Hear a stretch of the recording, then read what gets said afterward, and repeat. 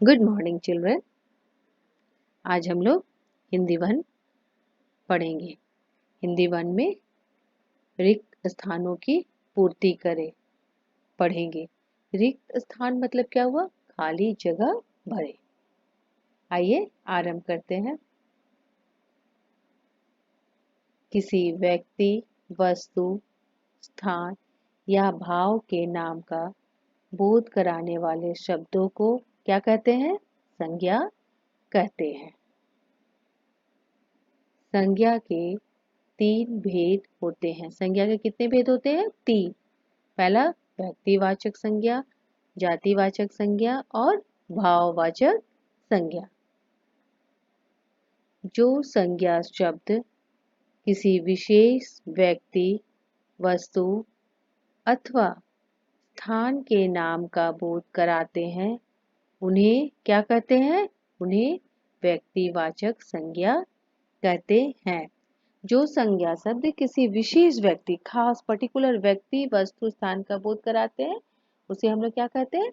व्यक्तिवाचक संज्ञा। जैसे राम हो गया, दिल्ली हो गया, पटना हो गया, महात्मा गांधी, ये क्या है? व्यक्तिवाचक संज्ञा के उदाहरण है। क्यों है? क्योंकि ये किसी विशेष व्यक्ति को या वस्तु को क्या कर रहे हैं? संबोधित कर रहे हैं, स्थान को। उसके बाद आइए, जो संज्ञा शब्द किसी प्राणी, स्थान या वस्तु की संपूर्ण जाति का बोध कराते हैं, उन्हें क्या कहते हैं? जातिवाचक संज्ञा। जब विशेष कराते हैं तब वो क्या कहलाते हैं बच्चों?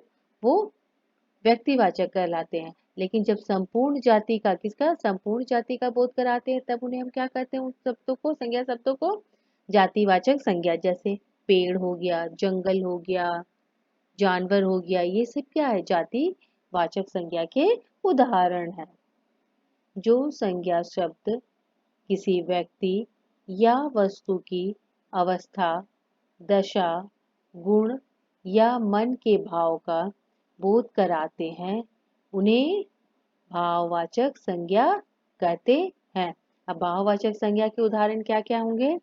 जैसे सुंदरता हुआ, हरियाली हुआ, मिठास है, ये सब क्या है? भाववाचक संज्ञा के उदाहरण है। नेक्स्ट आइए, शब्द के जिस रूप से स्त्री या पुरुष जाति का बोध होता है, उसे लिंग कहते हैं। लिंग किसे कहते हैं? शब्द के जिस रूप से स्त्री या पुरुष जाति का बोध हो उसे हम लोग क्या कहते हैं? लिंग कहते हैं। लिंग के 2 भेद होते हैं। कौन कौन? पहला पुल्लिंग, दूसरा स्त्रीलिंग। जो शब्द पुरुष जाति का बोध कराते हैं, वे पुल्लिंग कहलाते हैं। जो शब्द पुरुष जाति का बोध कराते हैं, वे क्या कहलाते हैं? पुल्लिंग कहलाते हैं। जो शब्द स्त्री जाति का बोध कराते हैं, वे स्त्रीलिंग कहलाते हैं। अगर लड़का है, लड़का से क्या पता चलता है? पुरुष जाति का बोध होता है। तो लड़का किसका उदाहरण हुआ? पुल्लिंग का उदाहरण हुआ। और वही लड़की है तो वो क्या है? स्त्रीलिंग का उदाहरण है। शब्द के जिस रूप से संज्ञा या सर्वनाम के एक या अनेक होने का बोध हो, उसे वचन कहते हैं। संज्ञा या सर्वनाम के एक या अनेक, अनेक का मतलब क्या हुआ? एक से अधिक। शब्द के जिस रूप से संज्ञा या सर्वनाम के एक या एक से अधिक होने का बोध हो, उसे हम लोग क्या बोलते हैं? वचन कहते हैं।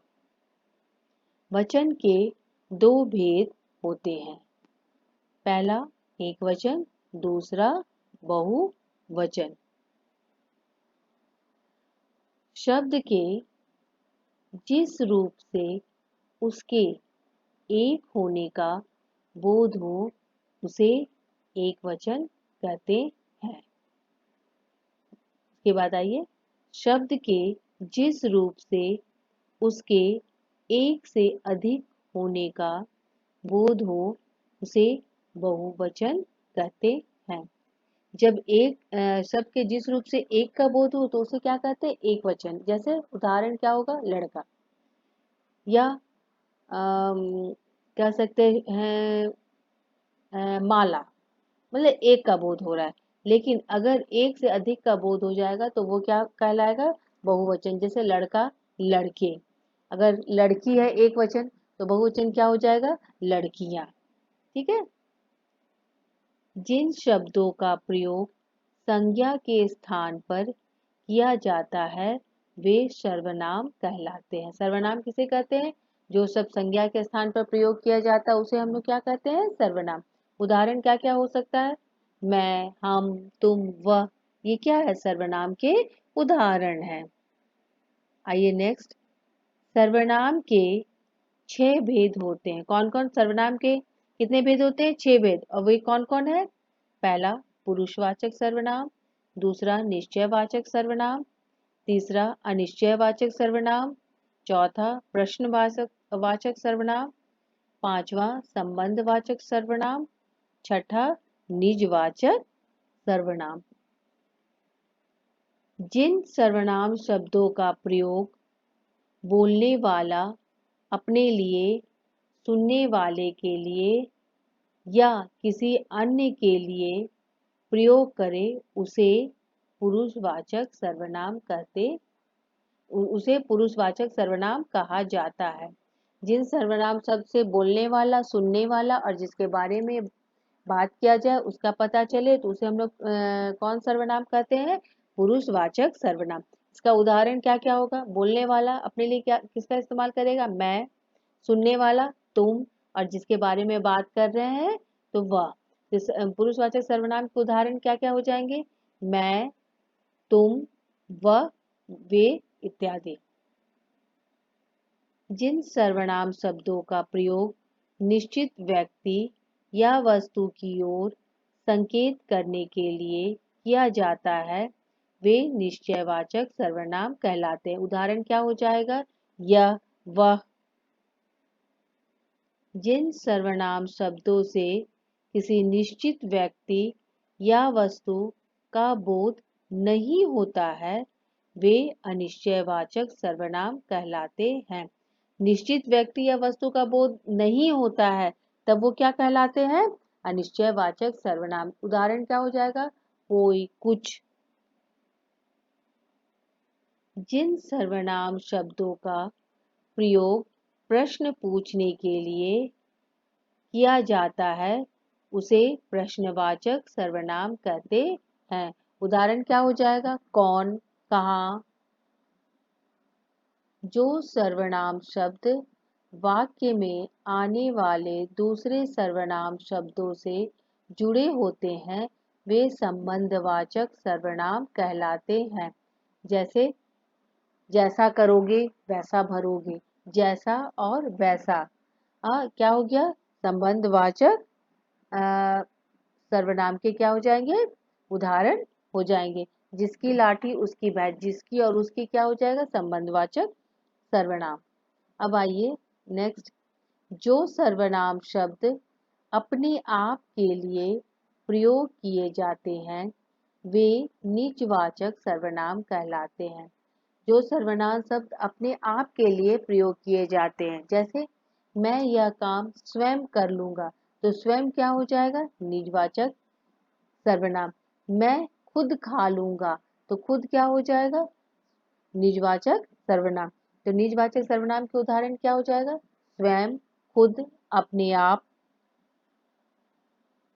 जो शब्द संज्ञा या सर्वनाम की विशेषता बताते हैं वे विशेषण कहलाते हैं। विशेषण किसे कहते हैं? जो शब्द संज्ञा या सर्वनाम की विशेषता बताते हैं उसे हम लोग क्या बोलते हैं? विशेषण। जैसे काला घोड़ा, लाल टमाटर। तो ये क्या है?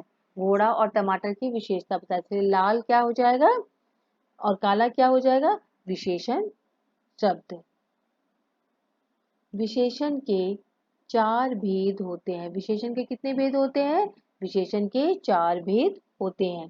पहला गुणवाचक विशेषण, दूसरा संख्यावाचक विशेषण, तीसरा परिमाणवाचक विशेषण और चौथा सार्वनामिक विशेषण।